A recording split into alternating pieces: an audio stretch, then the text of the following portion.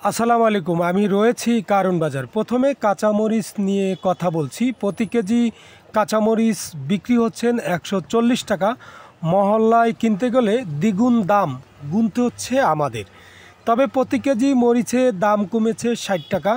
আমি সবজির বাজারেও যাব, কোনটার কত দাম জানিয়ে দিতে চাই। এখানে পেঁপে রয়েছে, প্রতি কেজি পেঁপে বিক্রি হচ্ছে ২০ টাকা। মূলা রয়েছেন ৩০ টাকা কেজি। এখানে দেশি শসা রয়েছেন ৪০ টাকা কেজি। সিসিঙ্গা ৩০ থেকে ৪০ টাকা কেজি।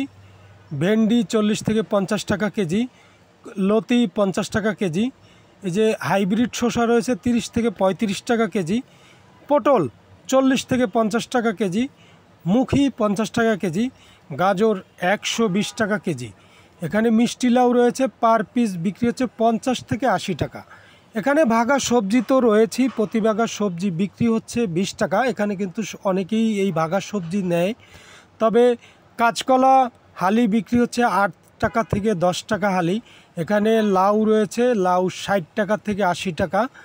এখানে জালি ৫০ টাকা করে পার পিস বিক্রি করছেন। তবে আমি সামনের দিকে আরও যাব।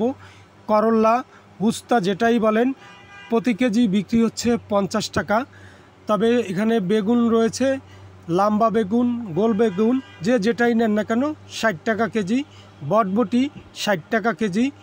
আপনারা আমার ছবিতে দেখতে পাচ্ছেন। শাকের বাজারে প্রতি মোটা পুঁই শাক ২০ টাকা, লাল শাক ১০ টাকা, ডাঁটা মোটা ২০ টাকা।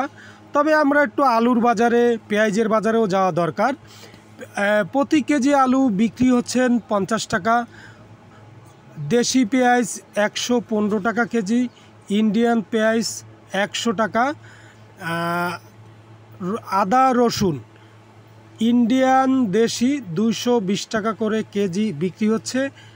আদা ২৪০ টাকা এবং ২২০ টাকা করে কেজি বিক্রি হচ্ছেন এই কারণ বাজারে।